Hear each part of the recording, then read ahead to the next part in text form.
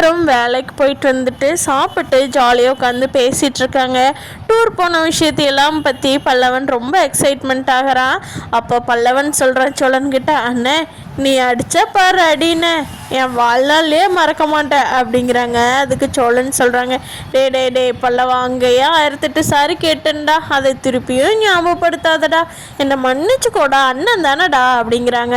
சரி என்ன பண்ணுறது, அன்னைக்காக உன்னை மன்னிச்சு தொலைச்சிட்டப்போ அப்படின்னு சொல்லிட்டு ஜாலியாக பேசிகிட்டு இருக்கிறப்போ நிலா சொல்கிறாங்க, சரி ஓகே எல்லாரும் ஜாலியாக பேசுனது போதும், இந்த மாதம் வந்து ஆளாளுக்கு எவ்வளோ அமௌண்ட்டு மிச்சமாயிருக்குது செலவு போக அப்படின்னு சொல்லி எல்லாருமே கொடுங்க, எங்கிட்ட கணக்கு பார்க்கலாம், எவ்வளோ காசு மிச்சமாகுதோ அதை எடுத்து நம்ம வீட்டுக்கு ஏதாவது பொருள் வேணும்னா வாங்கலாம் அப்படிங்கிறாங்க.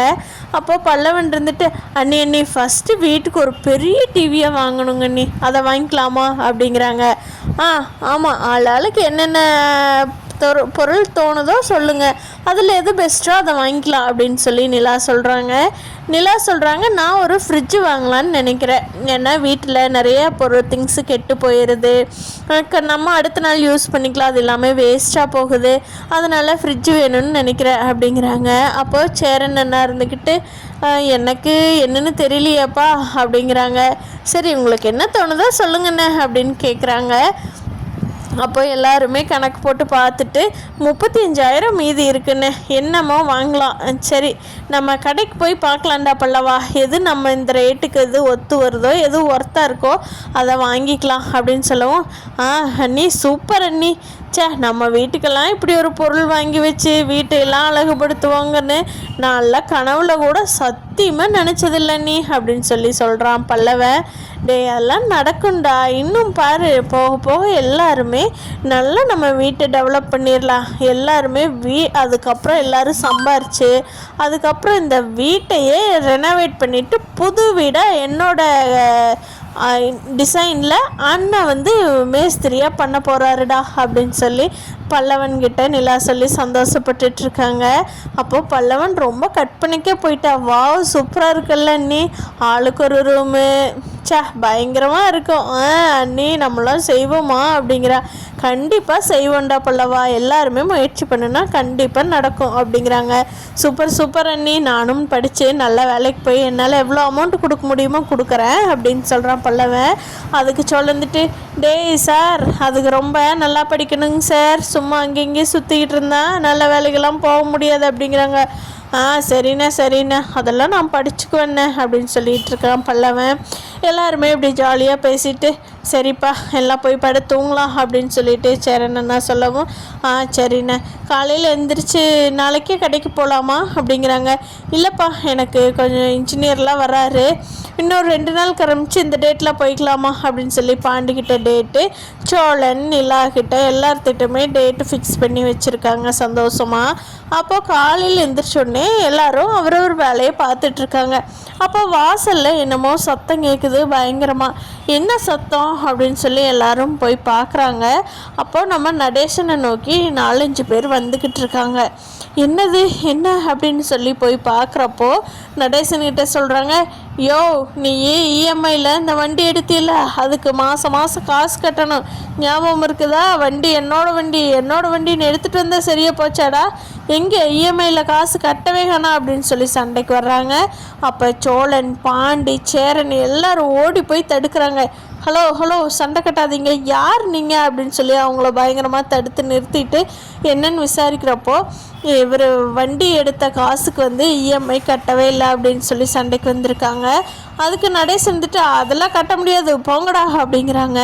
அப்போது நிலா யோசிக்கிறாங்க, அதை எப்படி நம்ம எடுத்துகிட்டு நம்ம கட்ட முடியாது போனால் போயிடுவாங்களா, வண்டியை தூக்கிட்டு போயிடுவாங்க, பரவாயில்லையாங்க அங்கிள் அப்படிங்கிறாங்க. ஐயோ வண்டி தூக்கிட்டு போக விடுவனாமா, அது என் மூச்சு உயிர் சொத்து அப்படின்னு சொல்லிட்டு இருக்காங்க. உயிர் சொத்துனா அது காசு கொடுத்தா தான் சொத்தாகும், இப்போ இது அடுத்தவங்க வீட்டு சொத்து அப்படிங்கிறான் சோழன்.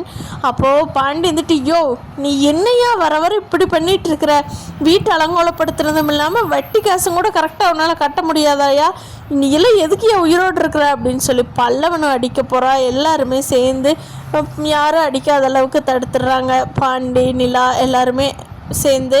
அப்போது அந்த வட்டி காசு வந்தவங்க, இங்கே பாருங்கள், எங்களுக்கு இந்த மாதம் டியூ காசை கொடுத்தா தான் நாங்கள் இந்த இடத்த விட்டு காலி பண்ணுவோம், இல்லைன்னா போக மாட்டோம் அப்படின்னு சொல்லி அங்கேயே நிற்கிறாங்க. அப்போது சேரன் யோசிக்கிறாரு, ஐயோ இவங்களுக்கு காசு வேணும்னா அவ்வளோ காசுக்கு நம்ம எங்கே போகிறது அப்படின்னு சொல்லி யோசிக்கிறாரு. அப்போது நிலா தான் அந்த பொருள் வாங்க வச்சுருந்த காசை எடுத்து கொடுக்க போகிறாங்க. பல்லவன் அதுக்கு அண்ணி இது நமக்காக சேர்த்து வச்ச காசு அண்ணி, இதை போய் அந்த ஆளுக்காக கொடுக்காதீங்க அண்ணி, அந்த ஆள் சம்பாதிக்கிறாருல அதிலிருந்து அவர் டியூ கட்ட வேண்டியது என்ன, வீட்டுக்கு எந்த காசும் கொடுக்க மாட்டேங்கிறாரு, நம்ம சேர்த்து வச்ச காசையும் அவருக்கு கொடுக்கறதா, ஐயோ நான்லாம் விட மாட்டேன், நீ கொண்டாங்க அண்ணி அப்படின்னு சொல்கிறேன். டே பல்லவா, இங்கே பார், நம்ம வீட்டு வாசலில் 4 பேர் நின்று நமக்கு தன்னடா அசிங்கம், அவருக்கு என்ன, அவர் தண்ணி போட்டு போயிடுவார் அப்படின்னு சொல்லி சேரன் அண்ணாவும் பல்லவனா சமாதானப்படுத்துகிறாங்க. நிலாவுக்குமே ரொம்ப வருத்தமாக இருக்குது, இப்போ தான் கொஞ்சம் காசே சேர்த்தணும், அதுக்குள்ளே இப்படி ஆகுது அப்படின்னு சொல்லி நிலாவும் ரொம்ப வருத்தப்படுறாங்க. வேறு வழி இல்லையே, அதனால் கொடுக்கணுமே, என்ன பண்ணுறதுன்னு சொல்லி கொடுக்குறாங்க. இவங்கெல்லாம் போனதுக்கப்புறம் சேரன் போய் நடேசன் கிட்ட பேசுகிறாங்க.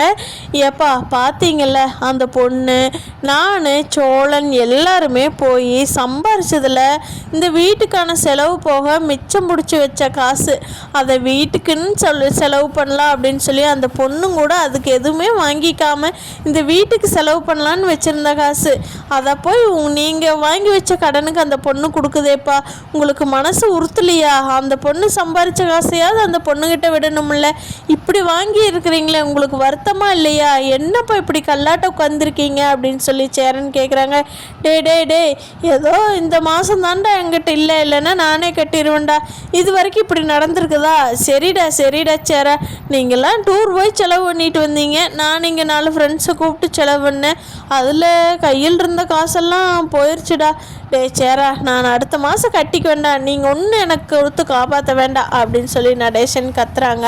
அப்போது நிலா போய் நடேசன் கிட்ட கேட்குறாங்க, அங்கிள் இங்கே பாருங்கள், நீங்கள் தான் இந்த வீட்டுக்கு பொறுப்பாக எல்லாமே வாங்கணும், எல்லாமே பண்ணி கொடுக்கணும், நீங்களே இப்படி பண்ணினீங்கன்னா எப்படி அங்கிள் தயவு செஞ்சு எங்கூட பேசாதீங்க, நீங்கள் பாட்டுக்கு தண்ணி போடுவேன், என் சௌரியத்துக்கு தான் செலவு பண்ணுவேன், இஷ்டத்துக்கு வெளியில் சுற்றுவேன் சாப்பிடுவேன் அப்படிங்கிற மாதிரி இருந்ததுன்னா இந்த வீட்டில் நீங்கள் எல்லாம் நானும் ஒன்றா இருக்கிறது ரொம்ப கஷ்டம் அங்கிள், தயவு செஞ்சு நீங்கள் மாற வரைக்கும் எங்கூட பேச வேண்டாம் அப்படின்னு சொல்லி நிலா சொல்லிடுறாங்க. ஆமாம் நிலா, நீ அப்படி சொல்லு நிலா, அவருக்கு நீ பேச தானே அவருக்கு ரொம்ப இதாகுது, நம்ம வீட்டில் யாருமே இனிமேல் பேச வேண்டாம் அப்படின்னு சொல்லி சோழன் சொல்கிறாங்க. சேரனும் பல்லவனும் பாண்டியும், ஆமாம் இந்த ஆளுக்கு நம்ம யாருமே இந்த ஆள் கூட பேச வேண்டாம், எப்படியோ என்னமோ பண்ணிட்டு சொன்னேன், சோறு மட்டும் போட்டு திங்கிட்டுனே, பாக்கியில் எதுவும் பண்ணக்கூடாது அப்படின்னு சொல்லி சோழன் கத்திட்டு போகிறாங்க.